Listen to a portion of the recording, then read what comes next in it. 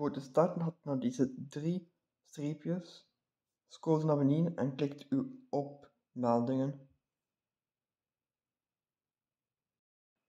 Dan komt u hier terecht. Wij gaan nu voor het eerste instellen voor dit toestel. Dat doet op deze knop voor melding te krijgen.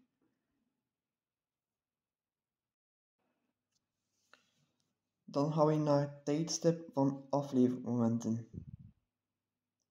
Hier kunt u op bepaalde dagen dat u wilt melding ontvangen. U kunt dat doen door de knoppen in te schakelen. U kunt ook kiezen tussen de hele dag of bepaalde uren. Dat kunt u doen voor als u de hele dag wilt. Dan gaan we naar melding per module. Hier kunt u per onderwerp inschakelen als u melding wil krijgen of niet. Dat kunt u doen door de knoppen in te schakelen of uit te schakelen. Dit is hoe je meldingen in de Smart Square app inschakelt, gemaakt door Whitebug 6 applicatie en databeheer.